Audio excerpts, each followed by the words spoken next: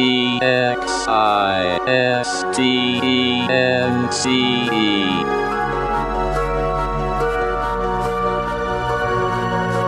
a world filled with conflict, in a universe comprised of differences, there's one thing that absolutely everything shares in common. We all exist. Including two guys named Jack and Michael, who like to chat about that very thing over a good cup of coffee. Let's pay them a visit, shall we? Existence Brewing.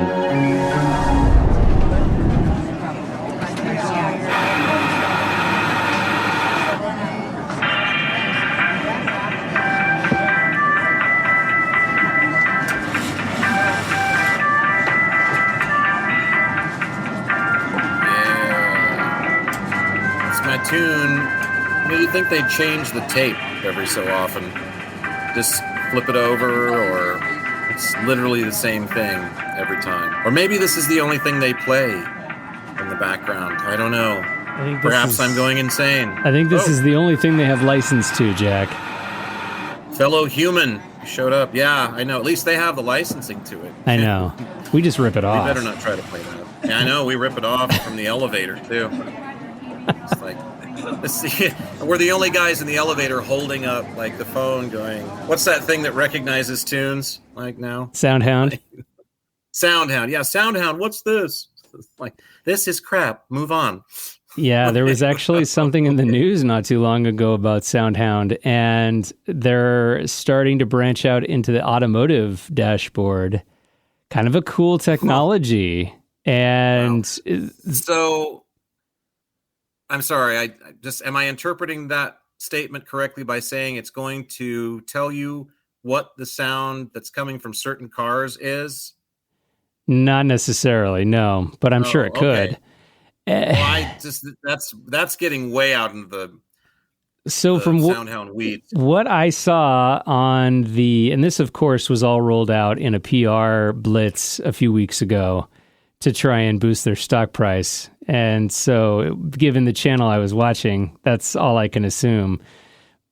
But essentially what Soundhound is doing is they're going to create a mechanism that allows you to place fast food orders.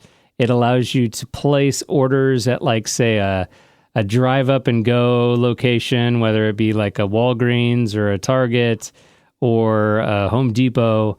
And it essentially will allow you to interface with the mobile pickup services of box stores or businesses. Oh, for what purposes exactly? To do it in advance? Yeah, to do it in advance. So you could essentially get into your vehicle. You could say, Oh, it's another voice command. Yeah, exactly. I'm hungry. So, hey, they'll probably call it something like, it's Soundhound. So maybe it's like Spotty or something. Hey, Spotty. I think Spotify would sue them. Hey, Scotty, go order me a Star Trek would sue them. Cheeseburger from Red Robin. And then it'll say, do you know how many calories are in that?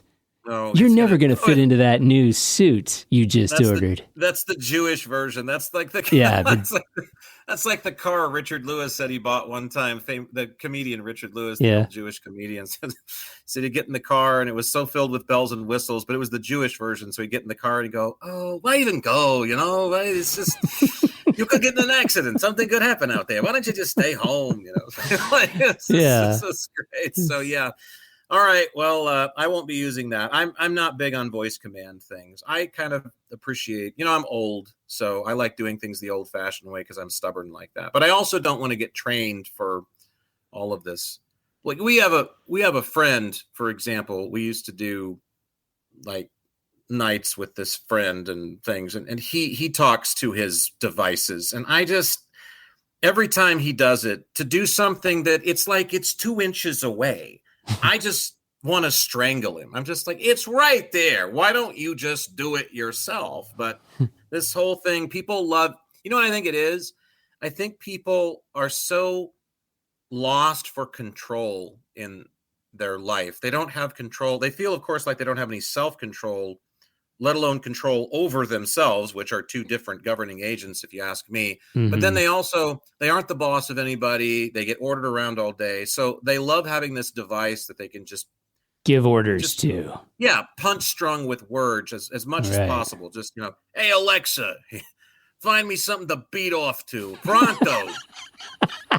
Like, they love that because they Wait a minute. Can you do that? Significant other that way. Can you do that with Alexa? Yeah, right. A device in Cleveland just shot like a load of lotion in the air. No one knew it was in there. Somebody's going to get a big order of lotion on Amazon right now. Oh, yeah. All right. Baby oil? Is that what it was? Baby oil? Yeah, well, baby oil. Does anybody know, did we ever find out what was all the baby oil for? Well, you know what it was for. It's just, did it actually work or not, I think is maybe the bigger question here. Who has that much baby oil? No. I'm going to guess Barry White. See, now if Sean P. Diddy Combs had the Scotty, right, like we were just mentioning, it would say baby oil. Why do you need that much baby oil? How much baby oil does one human need? Oh, I'm surprised you're going down this road of all people. You'd think I would be the one that would go down this treacherous path filled with P. Diddy's baby oil order, but instead you of all things.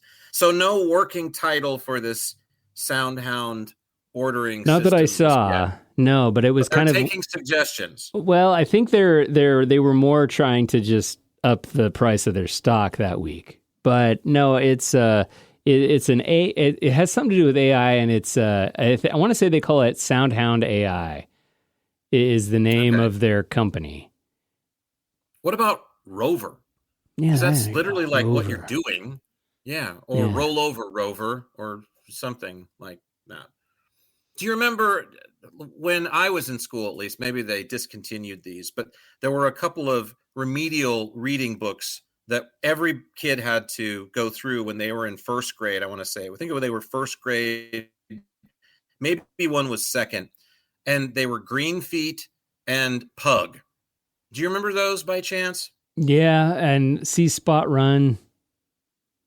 Well, Dick Sees Spot Run is like become a whole different thing. Pug was like a really crudely drawn book, but it went through a lot of, as I said, very remedial 3-letter words for kindergartners or first graders.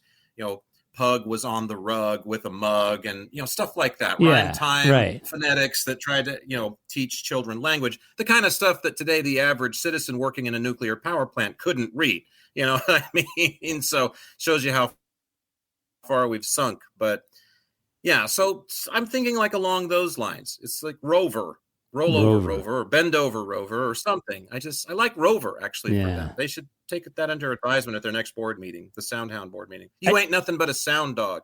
Yeah, there you go. I think they also need to take under advisement at their next tech meeting this idea that you've just brought to the ether, which is having some kind of like a personal, I don't know if personal assistance is really the best way to explain it, but it's kind of like, having your very own Larry David to just kind of bounce things off of, like you're like somebody who you're just kind of like, I think, I'd like to order that new big screen TV. Ah, really? How many inches is that going to be? Oh, I'm thinking like 60-inch TV. Really? So you think that you need a little more inches on the TV? Well, why not just settle for 40? The scrutinous AI coterie. Yeah. And I think it should be a group of voices. I think it should be just like the ones that go through our heads, except these are external, of course. So you do have the doubter, the naysayer, the constant, what do you want to buy that for? No, and it should sound like Andy Rooney, of course. Yeah. Right. Why would you want that color leather? No one likes that color. Everybody's going to hate it. They're all going to go home talking about how they hate the leather. Don't even buy it. You don't have the money. You're a loser. You're the biggest loser I've ever seen. It's just, and then suddenly it switches to a different mode. And then there's the ultra positive one that, oh, you're such a special person, Benny. You deserve it. You should go for it. And I love the color. It says you all over it. And anything that says you is worth wearing to bed, darling. Let's go together now and hook up, that. And then it can have the others that are a little bit more in the middle, maybe a little bit. Kind of like Dennis Leary. Side, little Dennis Leary-ish. So. We don't mention Dennis Leary on this show. He's a ripoff artist first class. He ripped off my buddy Bill Hicks. So, okay. He goes nowhere in my world. Okay, we won't mention him anymore. kind of like his, I guess, but his a little delivery, less stern, and not Howard. I mean, just a little more in the middle, kind of like your accountant, almost. And we could even bring back the Jewish voice for it again, and just say, well, there's an up and down to this. You get the leather, everybody's going to love it. They might love the color. They might sit on all night. You might even get lucky. The other side, people might hate the color. They might, vomit all over it. And then you're going to have to take it back if it's not under warranty. You waste the money. I'm kind of with this guy. Why even bother? You're a loser. You're a schmuck. So, and then it leans one way or the other, and that's the... I think it would really help people that have a hard time with shopaholics ism, and I think Amazon has become a four-letter word in many households because of how easy it is to order things. Yeah, to just get anything delivered the next day or sometime in the very near future, I suppose. And then also they have their own punching bag, Alexa, as I said, Alexa, do this, Alexa, do that, Alexa, play this, Alexa, play that. But you're right. I think as much as I am concerned about artificial intelligence being the mark of the beast that will eventually lead our souls into eternal peril, I also feel like a lot of people are incredibly stupid, and so they need something to bounce things that aren't the best idea off of, and the more you use it, the better. Like literally, we could think of how many traffic accidents, think of how many accidental, unwanted pregnancies, all these things we could avoid if we just had this little chiclet size option hanging from our keychain in the world. Like, she's looking pretty good right now. And then it's just like, and it clicks on and says, really? I think you can do so much better. Voice of reason here. Horrible.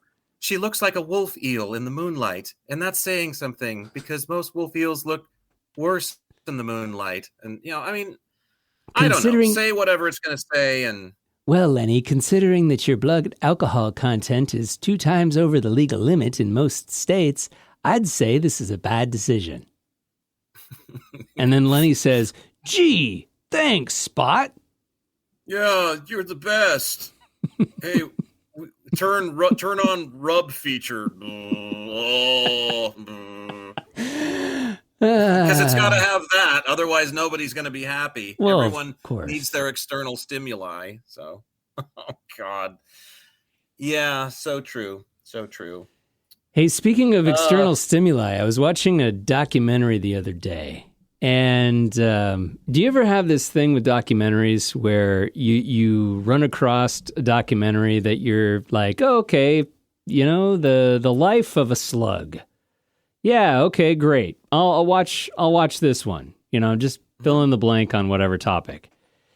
And then it starts going into its, I guess you could call it its persuasion and how good these documentaries are on taking their case and presenting their case about how slugs really should be a protected class in society, and how it's just amazing how they really suck you into whatever topic it is. And I mean, it could be chopsticks, and you'd be like, yeah, why don't they have chopsticks at every fast food restaurant? And then why aren't slugs a protected class? Why aren't slugs a protected class? So I always find myself getting so sucked into these documentaries. Anyway, this documentary was about artificial intelligence and robots, and how robots are, of course, going to help humankind in various jobs and tasks. And of course, they get right into the first robot that they're talking about are these. Are you there? Sorry, I just texted you. Did we lose the satellite feed? You seized on me for a good 12 or 14 seconds. Okay, I'll try to keep my seizing to a minimum. I missed everything after the initial slug ramble there. So, then it was about robots and how robots and AI is gonna help mankind, and of course the first robot that they roll out is a sex bot. And it's like, oh, leave it to humans to create the sex bot. Oh, great. It's another being. Now I want to have sex with it. It's where all the money is. Sex bots. That's the real problem. That's the real bane of human existence right now in this artificial construct that we live in, this capitalist ladder BS thing that we're going through it's always going to be about where the money is first for whoever's making it, because that's the big dream, is to just make money off of it. Yeah. I mean, look at the Tesla. If history, that's where the market's at, right? If what we hear, yeah, exactly. That's the ticket. If history tells us like anything about Tesla and Edison being correct, for example, it's like they both wheel in their ideas, and Tesla says, hey, I got this thing. It's kind of big, but we can set up one or two of them, and they can be greatly spaced across the entire nation. And we'll throw it on, and it brings power to everybody's home through the air. Yeah. And everybody gets to enjoy this. And then Edison says, well, I'm dealing with something that has a crude amount of wires that are nailed on to wooden poles we have to cut more trees down for, and linemen are going to lose their lives getting electrocuted setting these up because they have no idea what the hell they're doing because it's brand new, but we don't care. And of course, which one they go for. I mean, it's even said that JP Morgan actually looked at Nikola Tesla and said, I can't put a meter on this. Are you insane? Like, you're giving this technology away? We don't do that. You see, your whole philanthropic, altruistic kind doesn't run the planet, and they never will. Have this man killed. And then they basically did, because they discredited him, and then he wound up in an institution, and then all of his papers just strangely disappeared when he supposedly jumped out the window because he was zany. Obviously we can smell a rat there. But it's just, so the AI, when they roll out the bot, of course they're going to go to that first, because that's what everybody's going to want it for, right? We've been waiting for this for how many decades now? I mean, so that deserves one of these. Yeah, and that's what's going to sound like when I'm pounding on my robot at night too. So. It's going to make that noise. You can set it to make different noises. Yeah, like that's one of them.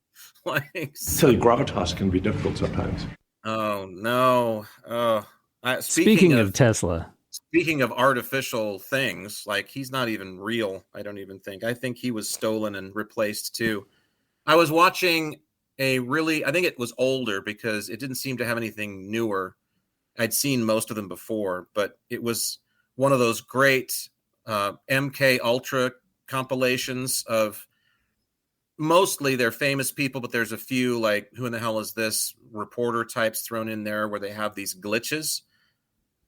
Then the theory on the MKUltra is that the reptilian overlords are using mind control to fuck with especially the people that have power, the rich people's minds. And then, I mean, some of them are like, well, like they had Britney Spears on, for example, and it was a strange moment for Britney on camera. It's an interview she did with, I think wasn't Barbara Walters. It was that woman from that, and I don't know what she worked. It was somebody, but she's like, oh, okay. Oh, hi. Oh, and I'm just thinking, yeah, but it's Britney Spears. I mean, that could easily happen. You could be high on something. There could have, they take things before those interviews, but there are a few that are like, whoa, that's Hillary Clinton passes a few that are like, what in the frick is going on? So it's like glitches in the Matrix that are caught on tape. Well, no, it's because the Matrix implies that it's just affecting them. But the idea behind the MKUltra theory is that they are being controlled by something, and that there's a glitch in whatever controls them momentarily, and it allows us to see that they are in fact being controlled. So the guy who put together this montage liked to use the Windows startup sound. I wish I had it at the ready, but that ding, ding, ding, ding, that thing when your computer boots. He was using that when the people would seem to come to almost. And it is, if you've never seen any of those, you should check them out because they are very freaky. There is one of Hillary where she does like this, she does this Katharine Hepburn thing it wasn't a Starbucks, but it was at some espresso place. And the woman even who's sticking, because there's a crowd sticking their little recorder devices in her face. And even she's just like, whoa, whoa, whoa, what the hell? Whoa, you're glitching. She's about to blow. Like, somebody take back the Hillary Clinton Fembot number 7 because it's got a short circuit somewhere. So, oh man. And then the one I think that's truly bothersome is somebody supposedly leaked this footage of Bill Clinton when he was running for office, I want to say, in one of the times that he was, and they're putting makeup on him for an interview. And he is literally just dead to the world. I mean, and it's easy to look at it and then want to say, well, Bill was very tired and they're so used to having makeup put on them for these stage things that, he just kind of gets into that mode and he's in some down. No, I mean, there's no question he is a blank piece of clay in this shot. He is a mindless drone, a sucker for all comers in the P.T. Barnum world. I mean, you could have sold Bill a Cadillac with no doors, at that very moment for $1 million. It's creepy. Some of it, like I said, some of it you feel like, well, it may have been a glitch. This may have been a thing, but it's also possible because, again, it's a pop star who's, and then I had forgotten all about the whole, because I didn't even know who it was, of course, because I don't know these new fangled celebrities, especially these music people. But apparently it was, who's the guy that hangs around with the Kardashian women? Yeah, which one? Kanye. Oh, okay. Apparently it was Kanye. And I remember going through all this years ago, but I'd kind of forgotten it. But yeah, there's a concert where Kanye just stops down and suddenly it's like, y'all being lied to, and it's Google's lying and Facebook's lying, and it's not about fuck being cool, and he says that over and over again, and yet here he is, of course, the epitome of cool to everybody that's paid $185 for a ticket to go see him that night. So it's not exactly working as far as being less ironic than it should be, but he's still going, and he's saying that, like, if I wind up disappearing after the show or if I go missing, it's because of, Jay-Z, you never called me. And it's this strange rambling. It sounds like something I would say like on a this tirade. show. And so it's very incongruous. It's very out of place. And then eventually, shortly after that, he does go to the hospital for something that apparently nobody really knew. And then he shows up with then President running for president nominee Donald in the lobby of some big New York hotel. And most people say it's not him. A lot of people say, like I say about Taylor Swift, like they replaced her with a clone. Like Taylor Swift, the one that came up in the country music scene years ago and wore the Daisy Dukes and was the girl next door. She's gone. I don't know what they did with her. Maybe it's the same thing where they, stick a battery up your ass and you're in the Matrix and, the artificial one runs off of your actual juices. I don't know how it works. Like the Energizer Bunny. She's not real. Take one good look at her and then realize everything that we've been sold on that whole thing. She's not real. She's not a real person. I'm sorry. I'm convinced of it. I mean, you could do an autopsy. You could literally vivisect her in front of me and I would not buy it. I'd be like, nah, some kind of strange bio-cyborg organism thing that they've got. It's not real. And Stephen Greer, speaking of Dr. Greer, says that they've had those things for years that look like grays. So why not, people?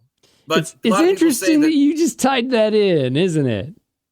Well, a lot of people say that the Kanye that they rolled out in front of the world after his little hiccup wasn't him. And to this day, it hasn't been him. So people are saying that about P. Diddy, too, for that matter. When you were talking about him, they've said, nope, same thing. It's not like the real P. Diddy was freed and, taken back to Pizzagate Island so that they could recreate the Goonies all over again with the latest batch of kids they've flown there, and that the PD that's in prison and going to rot forever, not him. And the thing is, here's the thing that really should speak to you about the world we live in. It doesn't even matter if you buy that or not. The fact is that you thought about it for even a second. I know, right? And that should tell you something right there. It's what I've always said about 9/11. Look, it doesn't really matter at the end of the day whether it was an inside job, an outside job, or any other kind of job. The fact of the matter is, because you even had to think for a moment, you even had to consider that the conspiracy theorists might be right, says it all. Says it all.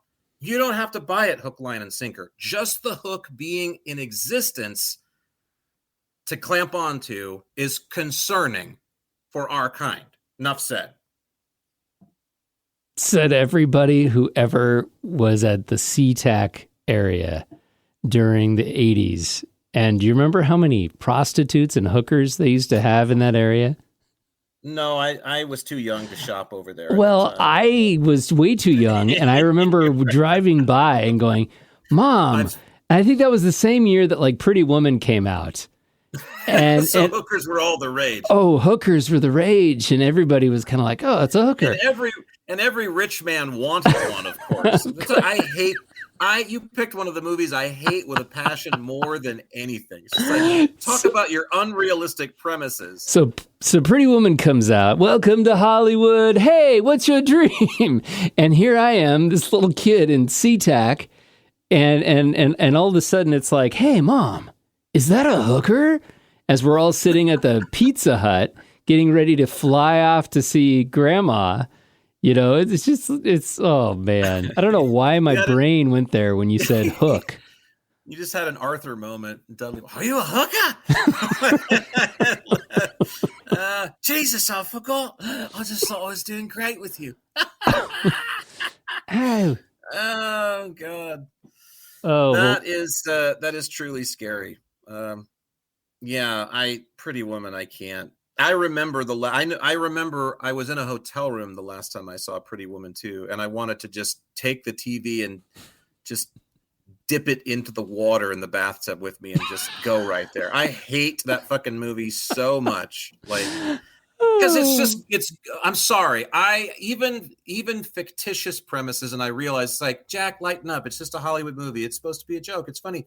Yes, but there's something offensive about that to me. There's not a rich man in the world. When guys who are cheap, when guys who work, at pick your job where they're making men, when the guy who's reheating food at the Olive Garden and doesn't take a shower at 3 a.m. when he comes home can treat the same woman like dirt and pay for a blowjob, and give her a leftover breadstick as payment, on the side. I mean, the rich man in the room isn't going to waltz in and go, oh, well, I want her for life. That's not, there's something offensive about that. He fell in love, Jack.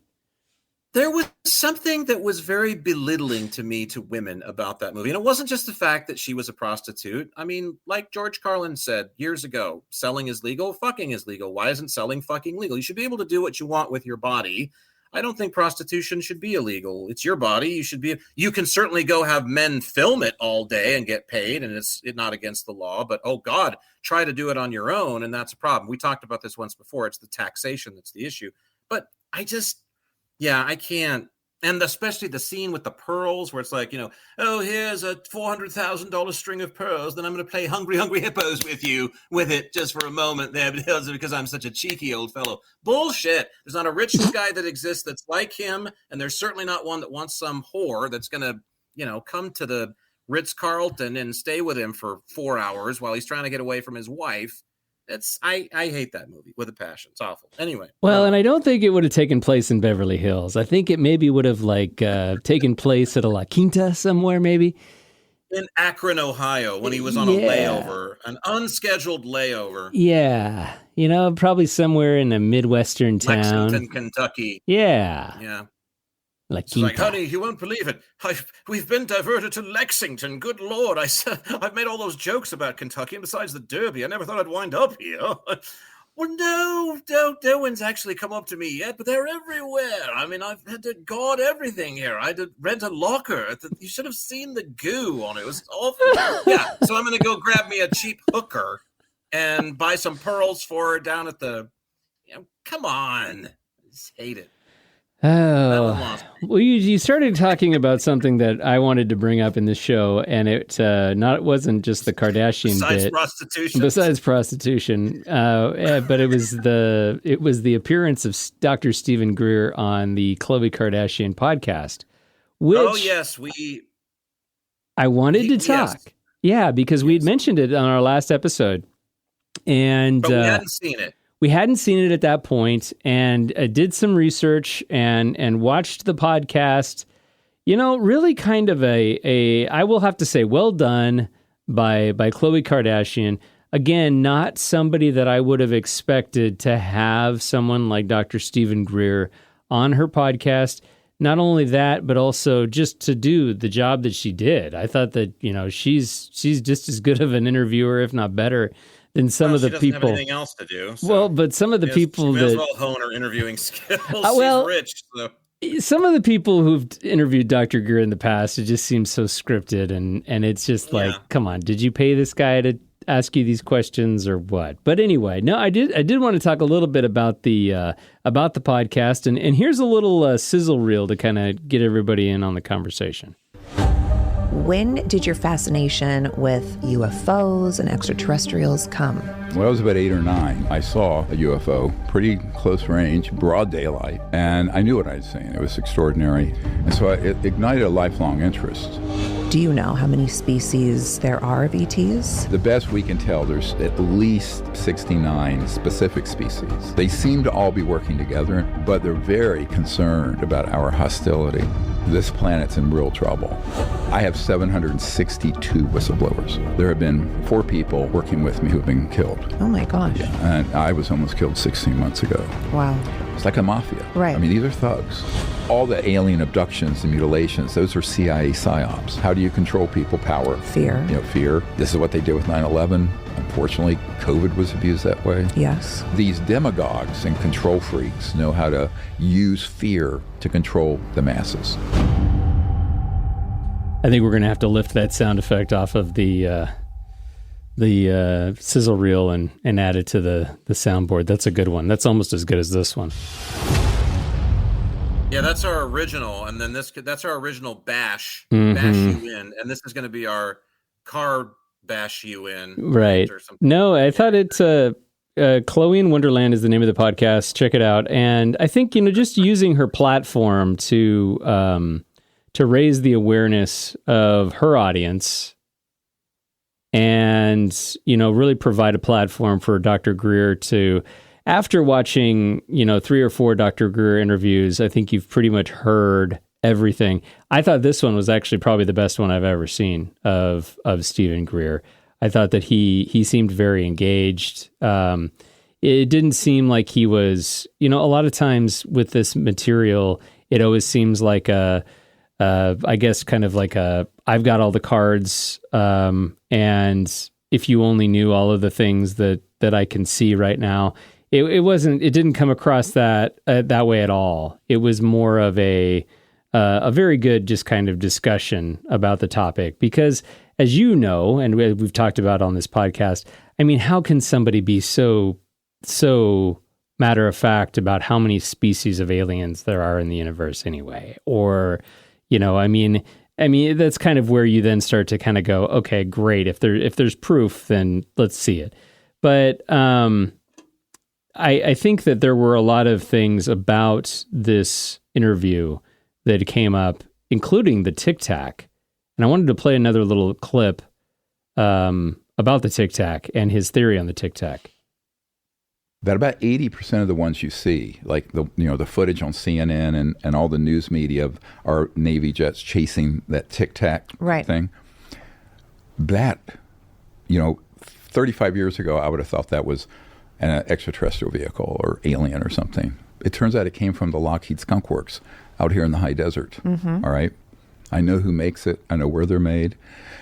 Now, that part of the secret is the biggest part, right? Not the ET part. Because if that gets disclosed honestly, it means we're never going to have to need to burn fossil fuels again, or have even solar panels or things that really won't do the trick. It'll be something that would be much smaller than this table that would run this building at what's called the 0-point energy field, which we can discuss what that is.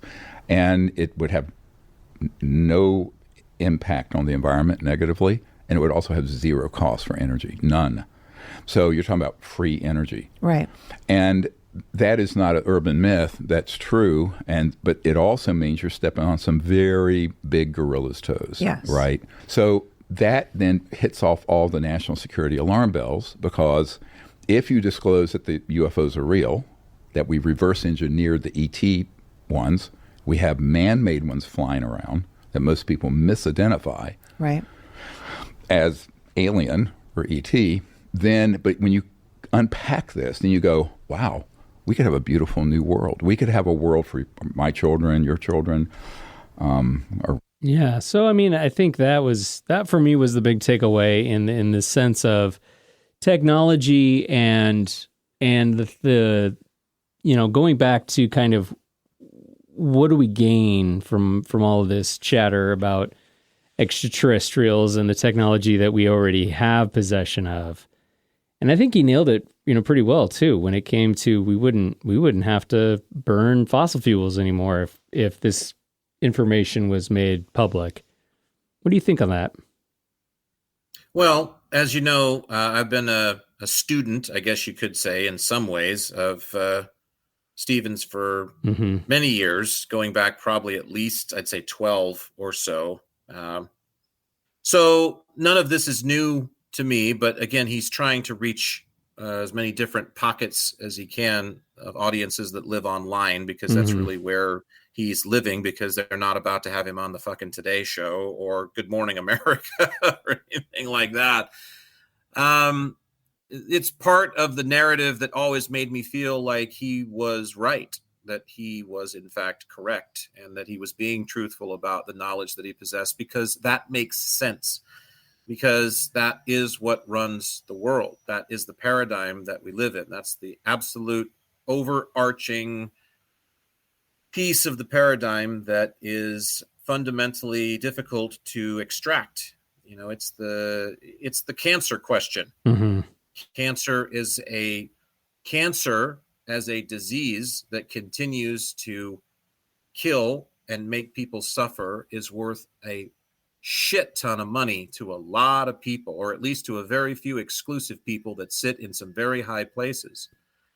And so is it reasonable to think that a cure is a long way off because this is lining my pockets? Of course it is. Yeah. Of course it is. And it's sad as a fellow human to have to say that, but it's absolutely true. And it goes back to the same particle that we talked about with the conspiracy theory thing, about just the fact that you're caused for hesitation, not even believing necessarily, just the fact that you're hesitating about believing something that 60 years ago, maybe even 40, would have been unthinkable about anybody in the world. Of course they wouldn't live. Of course they'll cure this. And then you'll get the historical thing. Well, they cured polio. Yeah, but the world was different then, because even though we had capitalism, even though we had people that were rich and wealthy, there was still a modicum of integrity left within the human genome. And this system has squeezed the last bit of it out. And so it doesn't reside in people that have wealth. It's one of the reasons why I'm not a fan of Dave Ramsey, not to go way down, into people that don't have nearly as much money, because he's not nearly as wealthy as these petro-Nazi types that sit on top of the oil, that control the global infrastructure in so many ways, because the whole world runs on it one way or another. But it's the issue that I have is, again, going to be ideological. So the real problem we have is, Stephen is on the ground floor of this, but there's always the ideological bent that needs to change. And for me, disclosure, okay, ETs are real, great. What do we do with that? 0 point energy. All right, fine. The right people cave, or, we put the right metaphorical guns to their heads and say, we're all pulling the trigger, pitchforks and torches come out, whatever. Okay. The problem is that nothing truly advances because we're going to wind up in the same spot all over again unless we collectively can decide to have integrity about ourselves and about each other again for reasons that don't need to be punishable. It's just because it's finally been seen that it's the progressive thing to do. Religion, theology held that bubble over people's head for a long time and helped to control their behaviors that are really linked to what I'm talking about, the sin thing. Well, and then the Catholics sort of changed the rules about that in a modern sense because they said, well, you can go do all these things and then confess on Sunday and you're good for another week. To me, there really has to be an awakening. There really has to be, it's not just the technologies getting released. It's not just somebody coming on television or finally to the satisfaction of every plebeian that's out there saying aliens are real and you should all believe it. It's like, oh, wow. Well, Chuck Norris said it, so it must be real, right? They'll get Chuck Norris to do it, right? He just had a birthday, so perfect. How old is Chuck Norris too, by the way? 85. And wow. I haven't guessed. seen him in the last 5 or 6 years, but the last time I did see him and it was in real time, as you'd imagine, godlike, just amazing for his age. Yeah. Because, well, hell, he's Walker, Texas Ranger. That's a show my ex-wife used to secretly watch.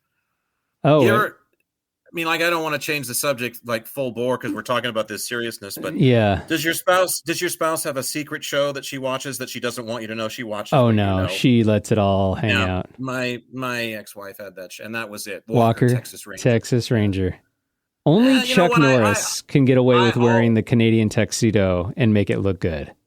And I always said, if I'm going to be hypothetically cheated on, repeatedly it's going to be Chuck is fine. That's okay. I understand. I'd see why you want to jump on his horse. No, but in all seriousness, I'm starting to kind of see some of these dots connect, and I know it's scary because what you just said, just the fact that the theory is put out there, and immediately you start questioning your belief about this. But when I heard that, I started thinking about energy technology, and the Tic Tac Wuzzo is something that I thought was extraterrestrial. Never did I think in a million years that it was going to be something that was otherwise, because really, well, our military spotted it, and and the military didn't even know about it. Well, now, but it's starting to kind of make more sense that wait a minute, if we have this technology. And I think it's a far leap to say that it would immediately remove the need for fossil fuels. But let's just say that it does, evolve that way, like the way that the circuitry evolved to a computer.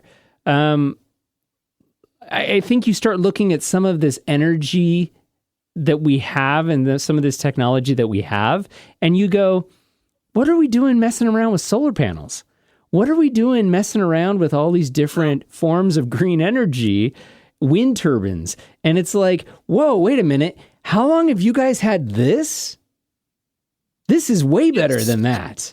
It's placation. It is. And it's being done for a reason. It's being done to say, okay, we care and we're fixing it, but it's a slow process, when the honest truth is that it's not a slow process. The technology has been with us since the 50s.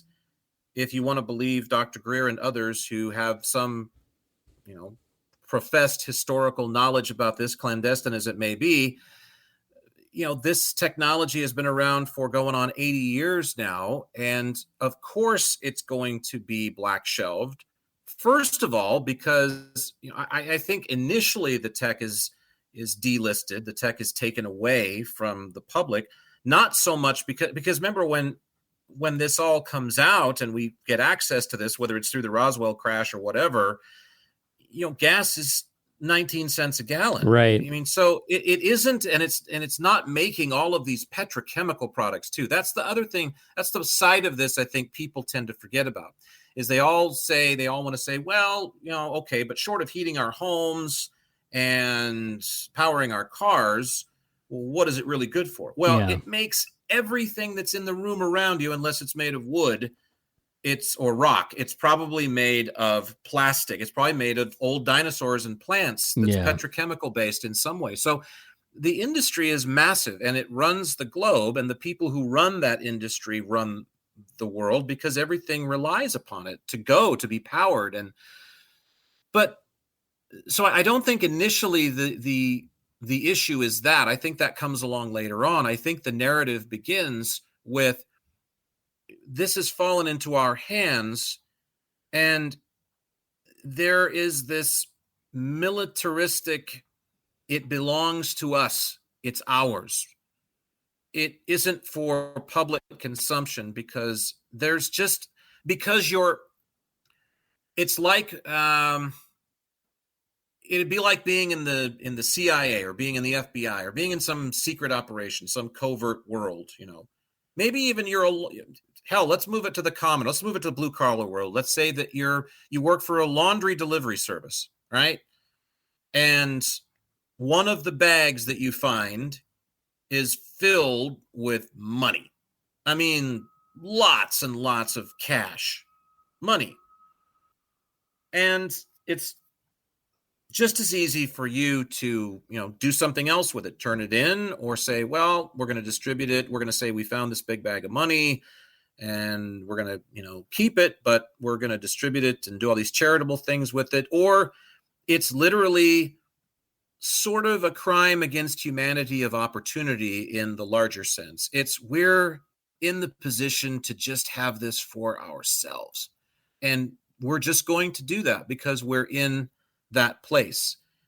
Because there's an elitism that definitely goes on inside the military with the higher ups, just like goes on with the higher ups anywhere. All of the issues that we face, Michael, we can tie them to all these things that we say are super complex about sociology and about, how the world turns and economics and socioeconomics and all these things. At the end of the day, it comes down to human nature. It comes down to psychology, if you want to take it on a scientific bent. It comes down to people being people. It comes down to people committing the oldest sins in the book that just continue to propagate issues for a larger and larger base of the population, and then therefore eventually the planet, because she's suffering too. So to me, my place in it, I've always felt like, is again more of an ideological bent, and it's more of a spiritual side to try and move people into a position to see an understanding of why this is important to awaken to. Because you're not going to take all this shit with you, and there's really no prize but these rewards that we think we have when we're just going to accumulate all this stuff and have all this wealth. And, I know I pick apart capitalism all the time. Everybody always wants to go in the defense to say, well, what's wrong with a system where you work hard to get everything you have? Well, that's a fine idea. The problem is that, where do you draw the line? Because there isn't a ceiling. And maybe some people who come here really don't want to do all of these things that have been established to jump through, to be able to get to this house on the hill that's worth millions of dollars so you can be so much better, so you can be this plutocrat, so you can check out from the rest of us and have better health care and have better access to education for your children and better this and better that, better. And then you can just look at me and say, well, I worked hard for it, God damn it. Well, maybe some people don't get the opportunity to work hard. Maybe some people really don't feel like they need to work that hard.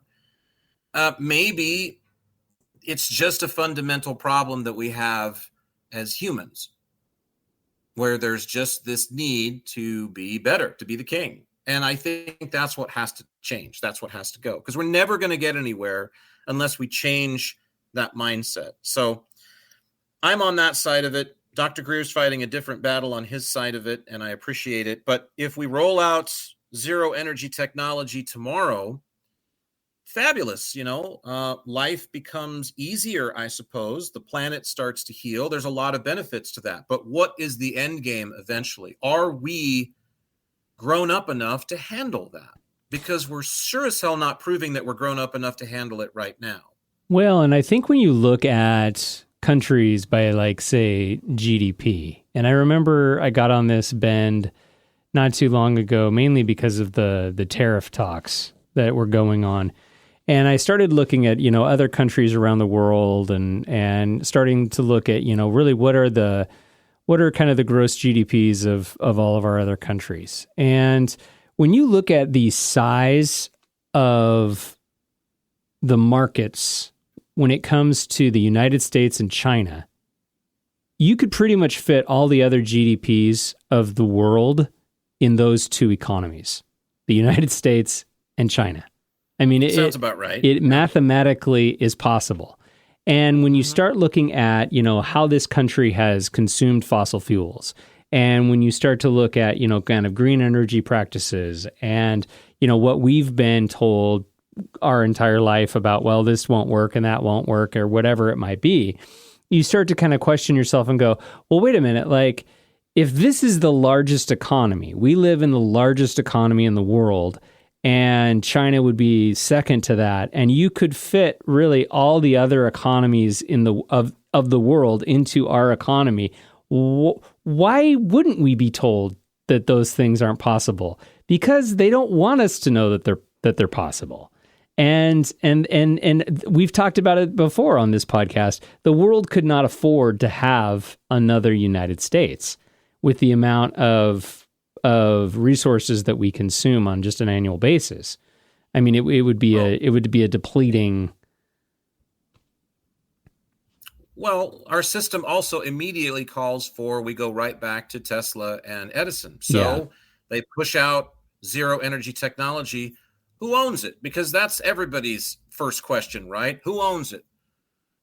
Even the land, which, of course, as we go back, to the indigenous folks, was like one of the craziest things to them. It was just like, you can't own the land. Like, how is that possible? Oh, in the minds of the settlers and the minds of people that buy into the mentality that eventually births capitalism, you can own everything. There's nothing you can't put a sticker on and go, it's mine, it's mine. We need you to sign this before you leave, by the way. So it's not like we just flip a switch and get all the nasty guys to recede into their little corners and back into their rat holes.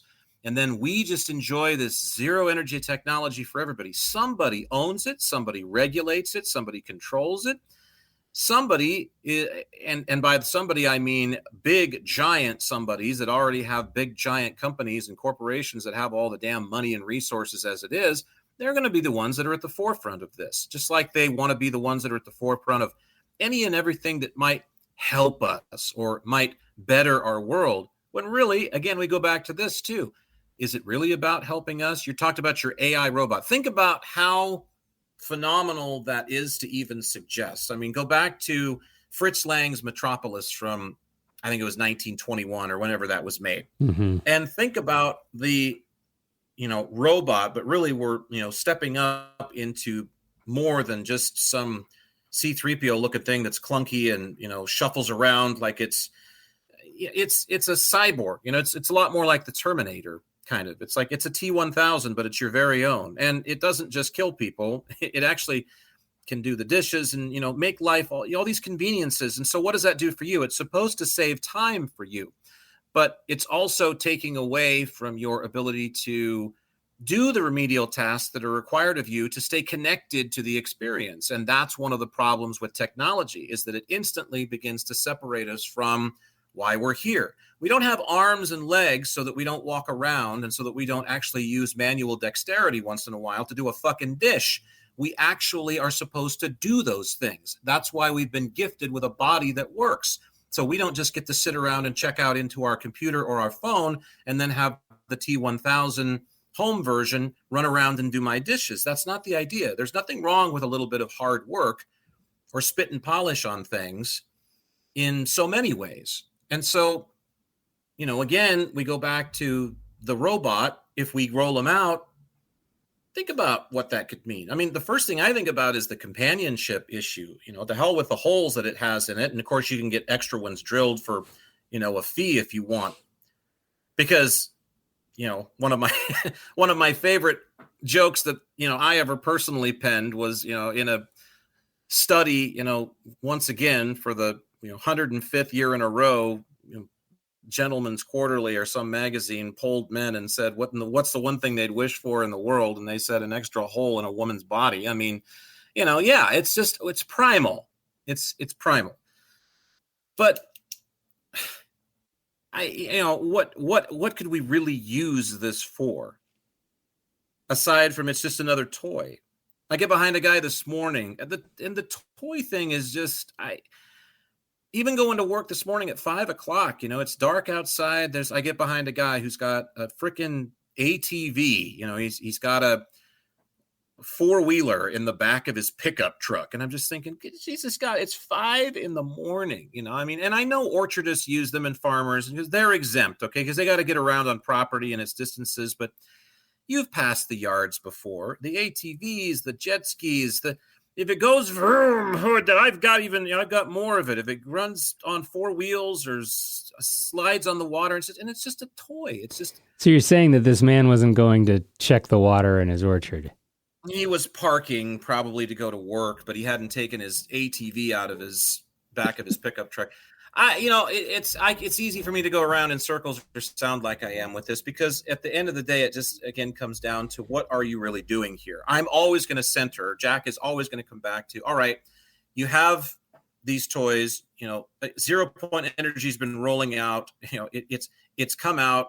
Aliens are outside your door wanting to shake hands. 0 point energy is a thing. It's running the brand new T1000 home version that just showed up your door and has the extra holes that you wanted drilled in it.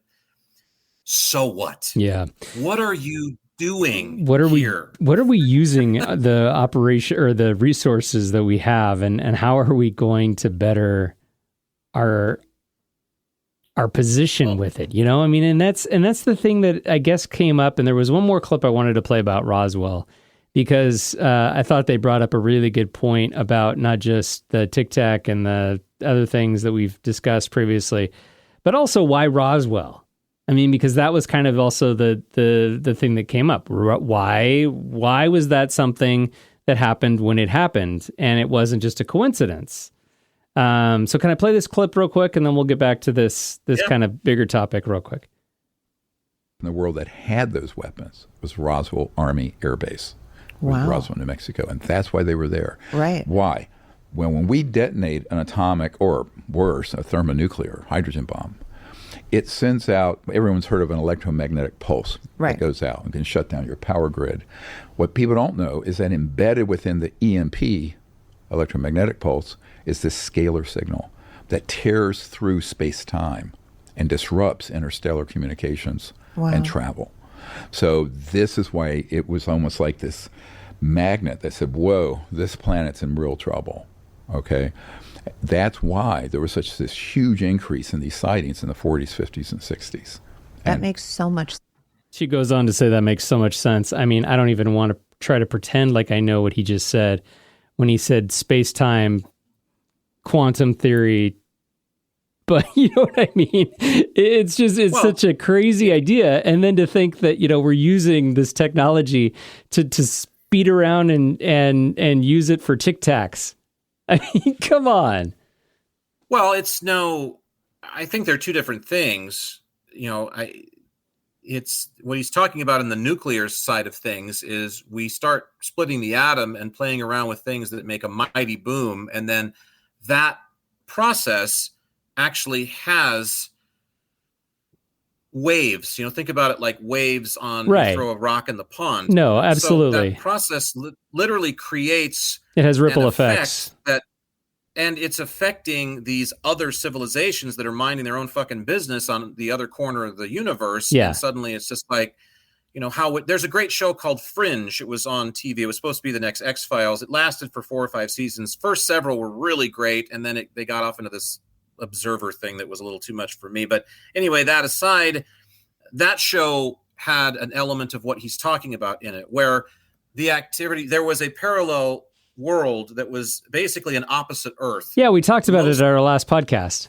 Okay, most everything. Okay, I brought it up then already. Yeah. Most everything was the same, but not everything. And there were these neat differences the writers put in there, like the Statue of Liberty on their side had not been allowed to patina. They kept it polished constantly. And so it was this glimmering bronze woman in the bay instead of the green one that we're used to seeing in our own bay and stuff like that. So again, the premise is that we're fucking with things that we shan't be on this side, and it's causing a major problem for them on their side. And so this is exactly what's happening when we're setting off all these nukes over and over again, is we're just exactly what he said. And so then they become alarmist about it because they should, because they know, because they've probably been there, or at least are aware of some civilizations that have been there and the ramifications. And so they start showing up. And then it doesn't take too much science to put it together, because just do your research about the beginnings of Project Blue Book. Project Blue Book was started because there were so many sightings of these things in the sky. Suddenly, absolutely. Right after what? We start setting off all these atomic weapons. Well, but I guess what I'm saying is that we have the technology that creates or can somehow it can pause and step back and forth in between space-time continuum and quantum mechanics, and we chose to just mess around with a tic-tac. That's what I'm saying. It's like your analogy before, which is, give them the technology to completely change the world, and we end up just drilling an extra hole in it. Well, we're playing games. I mean, human beings love to play games of one variety or another, whether they're war games, or whether they're personal games, or they're love games, or head games, like Foreigner said. We play games. It's a world of just one game after another. And so this technology that could literally change the lives of 8 billion people on the planet overnight and advance our position in the universe to a place where at least the needless suffering and depletion of natural resources in Gaia would end. They play games with it. They get it. And then, we've got this technology now. We're going to hide it. Again, I go back to Master George and talking about how, the guy who invented the flamethrower, that whole routine, when it's some guy tinkering around in his garage, and once the army finds out, they show up and say, we'd like to buy about 500,000 of them, please. Give us 500,000 of them. Paint them dark brown. We don't want anyone to see them. And to me, that's the funniest part of the whole bit, because he's just going to this game that we play, this cryptics, this, we don't want anybody to see them. So now we have it. So now we're going to hide it from everybody. And then we're going to go play, and we're going to build a secret base, and we're going to go play games with them in the desert. And then we're going to keep it from our enemies. And we're going to play games with them. And then we're going to play games with the stuff that we build and have simulations. What does this happen? And then it's a big game. And there is I've always been a little bit averse to the term the game of life, because there is a theory, we've talked about it on the pod before. I believe the people actually call themselves like the masters of the universes, universarians, or something like that. It's similar anyway. I don't remember exactly what they're called, but the prevailing theory is that human souls are masters. They're so old, like universal time immemorium.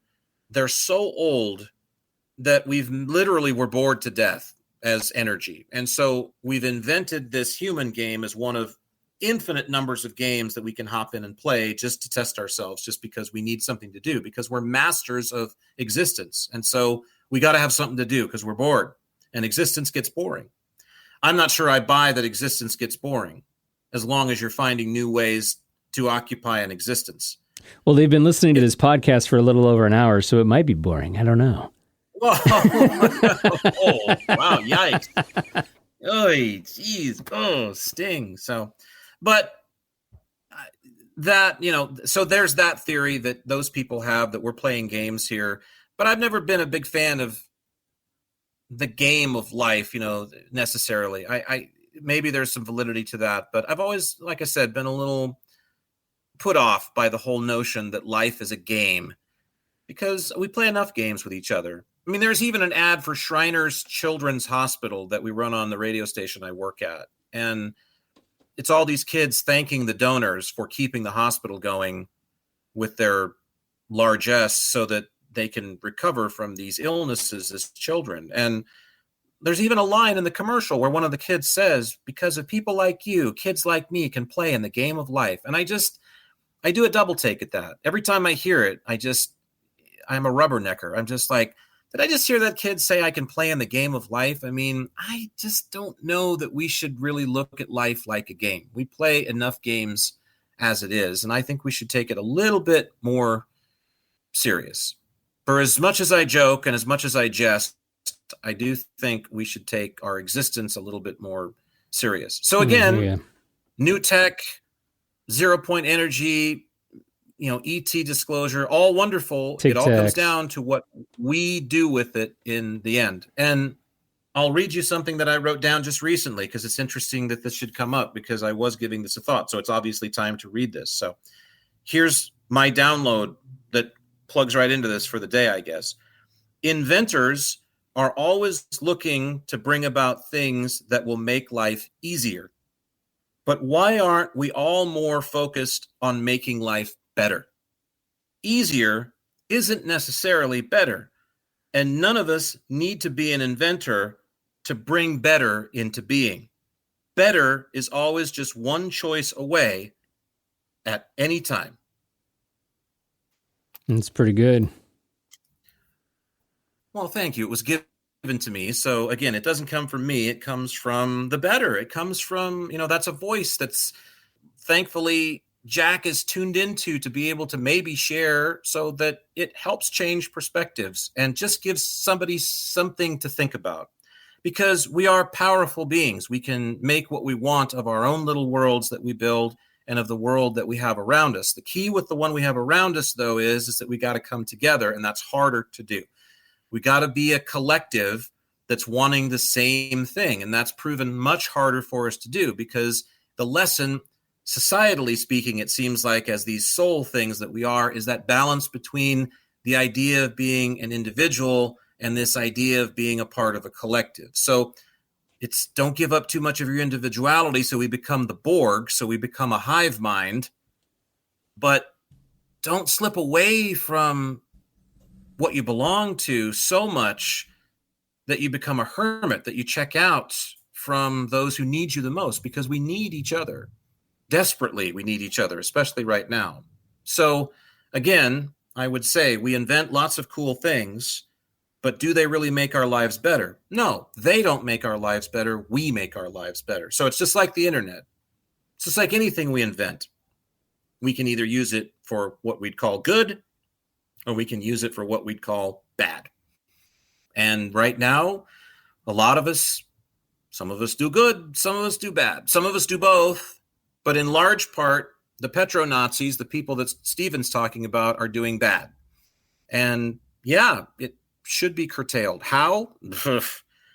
You got to raise awareness. You got to be out there raising an awareness and creating an awakening in every single person as much as you can so that there's a come around. So it's just like, nah, you know what? I don't want that anymore, because that's the secret. See, as soon as we stop wanting and needing their fucking oil so much, it's why the NFL just kills me. It's like, can you take a season off? I mean, the minute that we stop going to games and watching their games and paying for all their stuff, their swag, is the day that we might get a little bit of that money put somewhere else where it really is needed, and not into $100 million contract for somebody that plays with a ball for 30 minutes or 60, I guess. Offense is only on the field so much, though. So, yeah, I was right, 30. Well, a tip of the cap to Khloe Kardashian. I don't think I'd ever said this. I never would have thought I would say that on this podcast.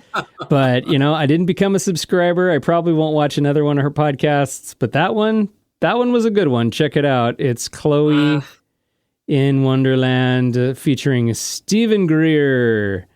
And great interview. I'm afraid I can't tip a cap just because of the table I've already set for the Cardi people. I don't know the woman. I don't have anything. Why would I ever have anything specific against her? Like I said, I think the animus that's in me that is embodied or that's showcased by certain people, they get the brunt of my aggression. They get the brunt of my displeasure for the way the world works. So it's really easy to say, Jack, you're not rich, but if you were, would you hate yourself? Well, I might, I mean, it would kind of depend on what I was doing with that, because rich doesn't make me a better person. I make me a better person no matter how much money's in the bank. And I can easily see me having as much money as any Kardashian out there and making less of a difference than I could right now, because I'm willing to give my time, or I'm willing to give my energy to the world rather than shuttering myself away. So again, as we've just talked about for a lot of the podcasts, that it doesn't amount to a hill of beans. It doesn't matter. And so it isn't them so much as what they stand for in my estimation, because they can't be allowed to continue being the plutocrats that they are on TV. We're better than everybody. We have whiter teeth. We're prettier. That doesn't wash with me. That's not going to fly in the world that Jack wants to live in. That's not going to happen. And there are no exceptions. I don't get to make an exception for myself, so I'm not going to give them a pass. But I do salute Khloe for having Dr. Greer on her show. There you and go. I do hope that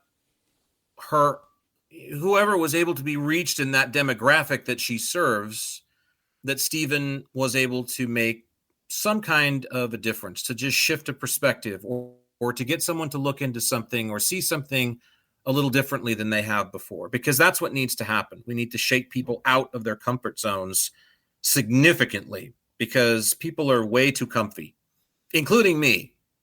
And being aware of that is difficult, because like I said, it's hard to know what to do when you confront that in the mirror every day, because I wasn't raised to, I didn't learn how to do anything. I can't fix a car or a lawnmower or a hole in a boat, or, I'm not that guy. I'm the philosopher.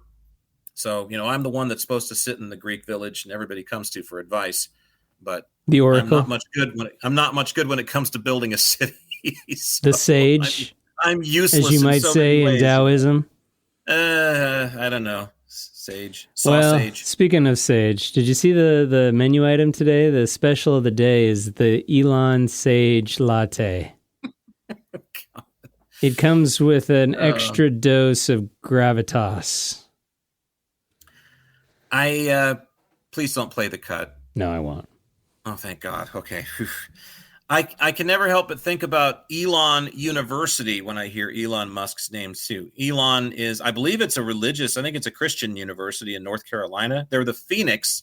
I know that their mascot is the Phoenix, but it's the only other Elon I know of besides the Musk variety. So Musk. Sounds like the name of a really cheap cologne, doesn't it? Well, I mean, that's a kind of cologne, actually, a musk. Musk. I'm surprised he doesn't have a cologne company now, because he could literally just call it Elon himself, Elon Musk. Well, there you go. Brilliant. And it could smell like Phoenix. Phoenix on a hot day.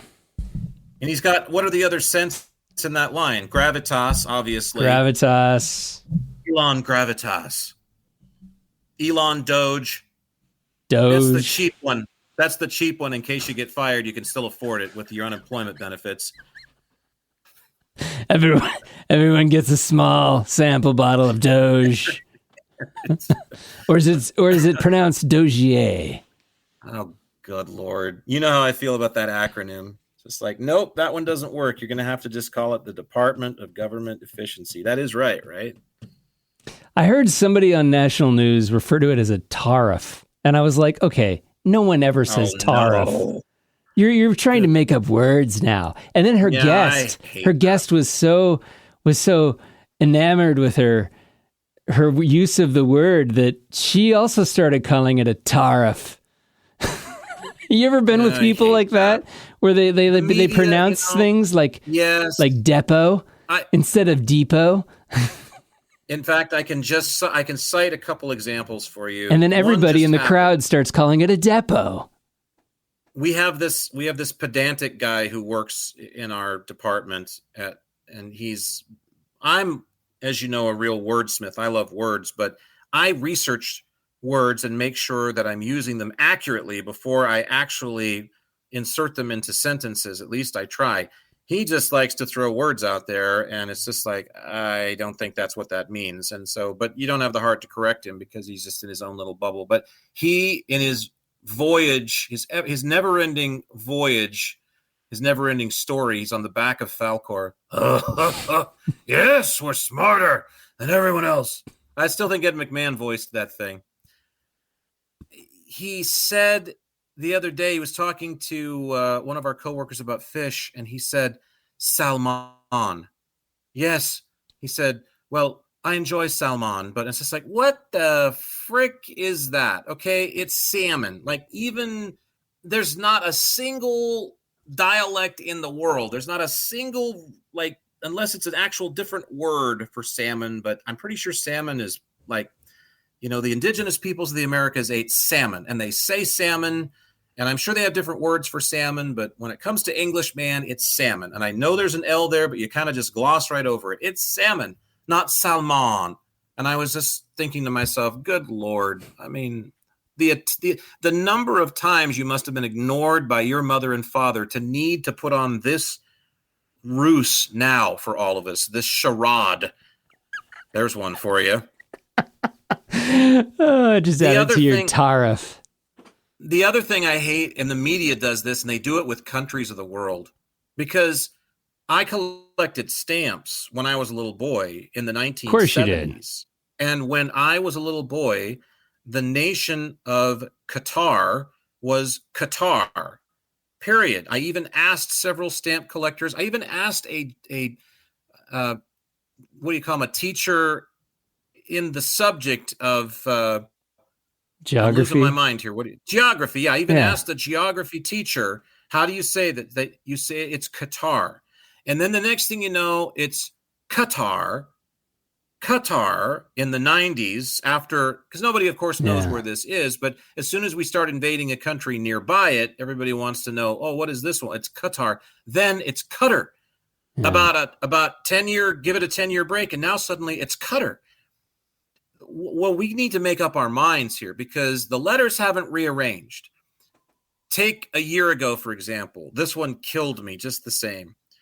There was that little, I don't remember what happened, but there was some kind of a little schism in Niger in North Africa, large country, neighboring to both Chad to its east and also Nigeria.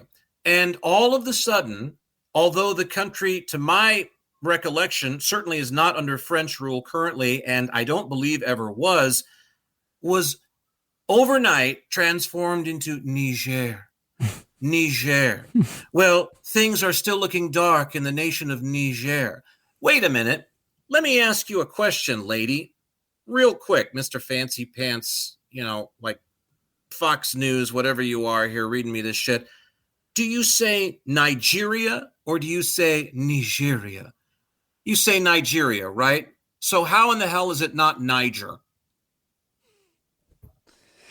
I rest my case. Like, I don't have to say anything else. But they do this. And they do it to annoy people specifically like me. The gentleman yields the floor. What are you going to do?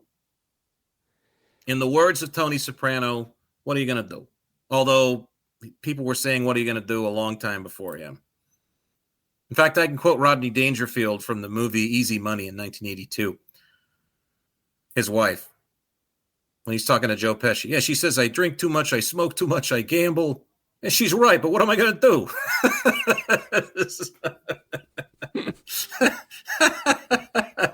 That's the quick sell right there. It's just like, talk about just selling out your willpower instantly.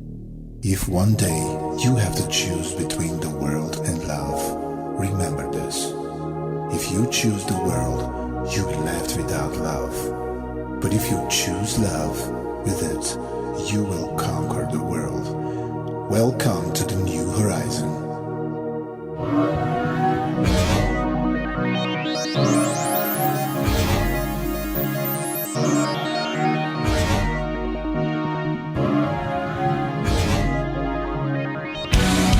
I feel like Roberto Monteva is building our robot right now as we speak. Ricardo Montalban. Oh, man, I really butchered that one, didn't I? That's all right. These guys are, as I recall, from South America. I think they're Argentinian. It's Adelaide. Interesting to name your band after a city in Australia. Spelled the wrong way, too, by the way, with 2 L's. But cool guys. Very cool. Well, until we meet again. Indeed. I'll look forward to it.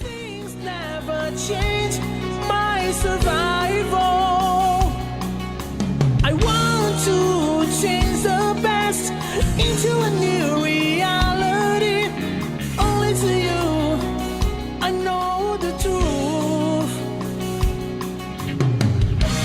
It's just a memory for you and me.